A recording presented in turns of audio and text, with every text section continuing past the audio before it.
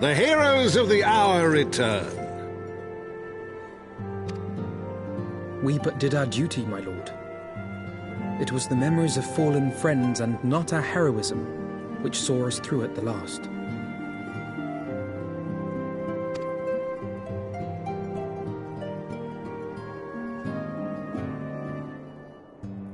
I gave every ounce of my strength, but mine efforts would have counted for naught had the Warrior of Light not arrived to challenge the Great Worm.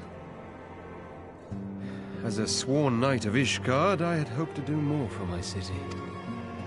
Well, we cannot all be heroes, dear brother. Let us put away our pride for a moment and revel in the valiant deeds of our comrade. For your sterling service to Ishgard, we salute you.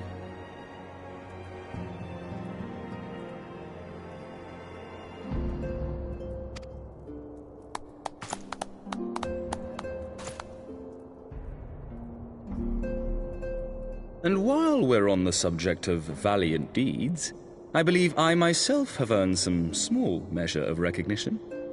Under my watchful command, the ballistas of the Outer Ward struck down a veritable swarm of Dravanian invaders.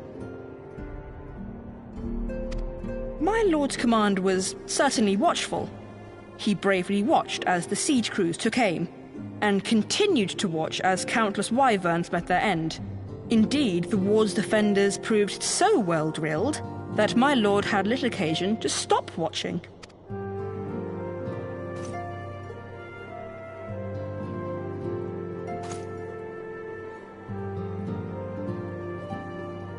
There will be time enough to determine who is most deserving of recognition later.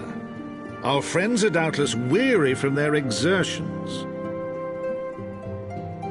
I had chambers prepared in expectation of your return. You are welcome to retire at your leisure. I am most grateful for your hospitality, my lord, but I believe I shall pay a visit to the Temple Knight's Infirmary. Pray excuse me.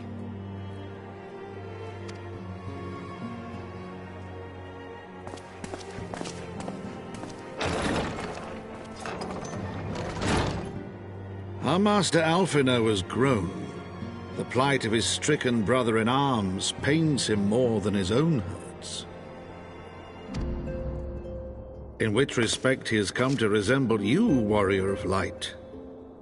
Go then, visit the Azure Dragoon, and grant him what comfort you may.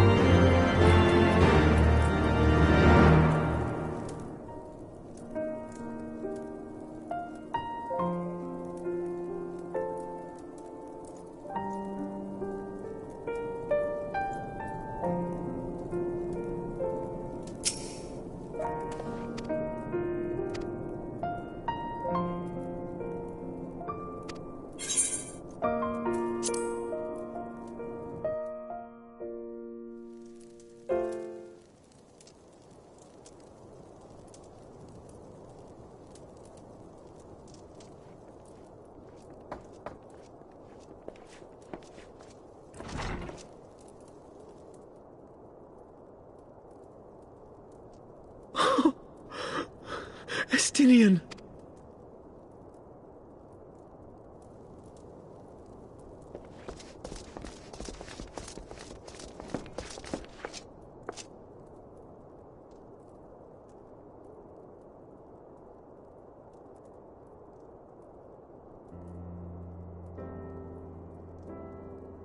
Cease your mewling, boy. It grates my ears.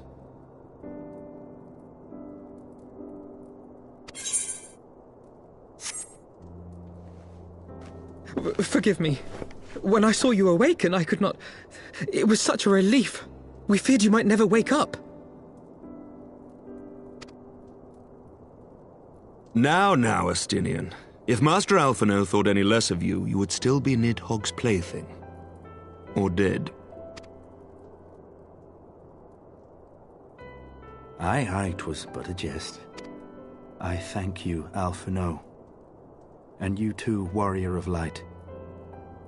Quite how you managed to persuade Hraesvogr to aid in his brood brother's downfall I cannot imagine.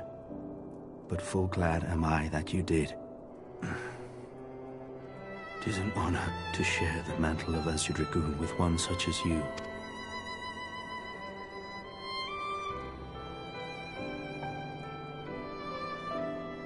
I, for my part, owe you an apology. When last we met, I did willingly loose an arrow at your heart. Can you forgive me? There is naught to forgive, Hameric. You but acted in defense of Ishgard as is your duty. Were you any less single-minded about it, I would not follow you into battle, nor trust you at my back. Besides, I had come to the selfsame conclusion, that I would have to perish for Nidhogg to be stopped. Oh!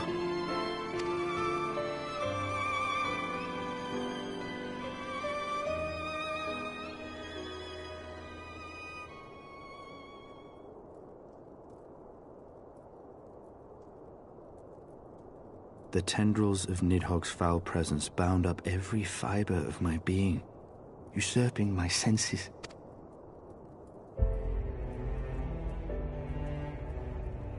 The worm's mind was as a vast and tumultuous sea.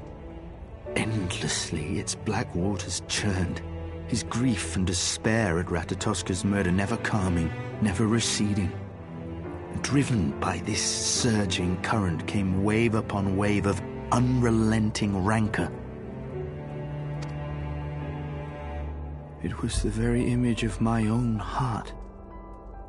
There I saw the dark reflection of the hatred I felt after Nidhogg slew my family, when no path remained save vengeance against dragonkind.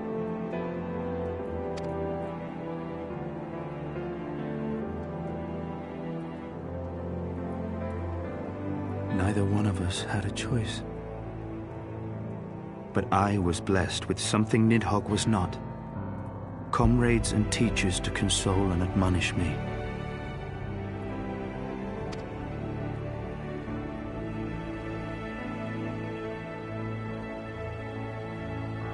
Had I not had them to gainsay my obsession, it would surely have consumed me as Nidhogg's did him, and we would have been in all respects alike.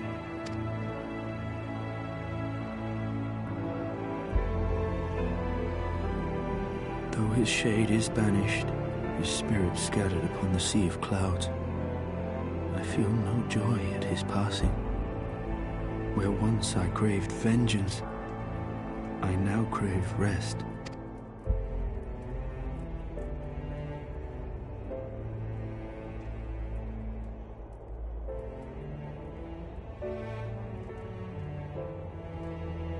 Lord Commander, my hunt is at an end.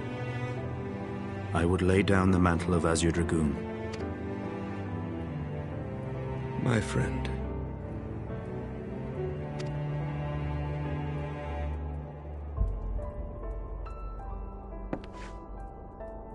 He has tired himself with too many words.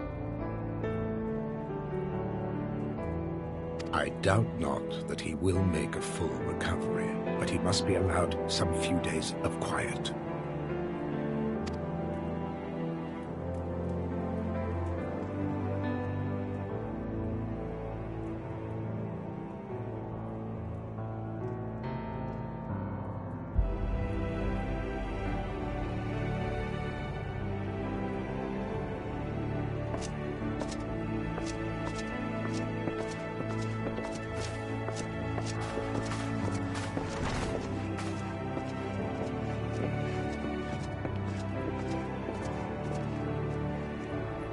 I too must see my path to its end.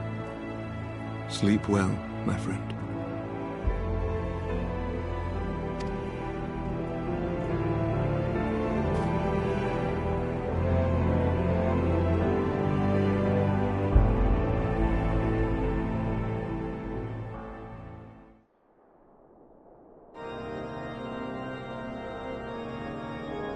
Following the battle with Nidhogg on the Steps of Faith, Sir Emeric called an assembly that he might make his final proclamation as acting head of state.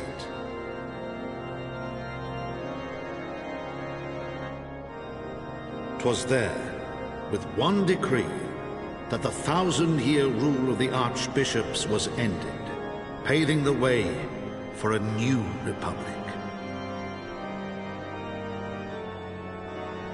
The governance of Ishgard would now be placed in the hands of high and lowborn alike, their ranks represented by the newly founded House of Lords and House of Commons. Church was separated from state. The foundation for change had been carefully laid, and the reforms proposed by Ishgard's new government passed into law without incident. His duty done, Emeric de Burrell gladly stepped down from the Archbishop's dais, only to be raised unto the highest seat in the House of Lords.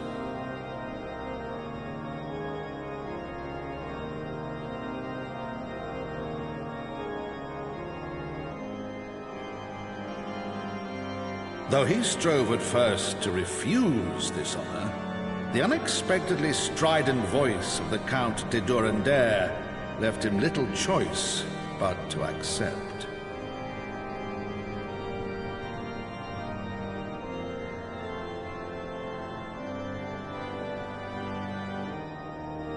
And so it was that the winds of gentle revolution came to stir.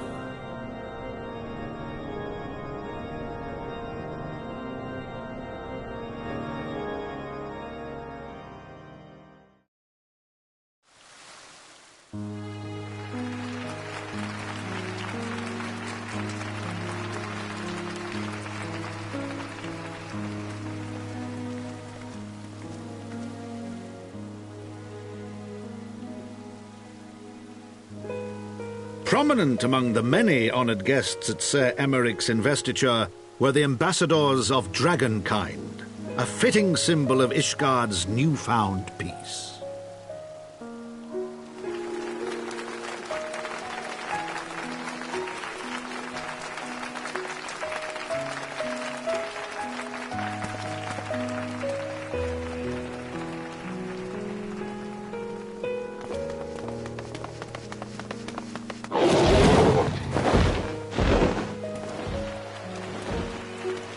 The people looked on in awe as he soared through the heavens on Dragonback, and by their cheers did they hail him an Azure Dragoon for a new age.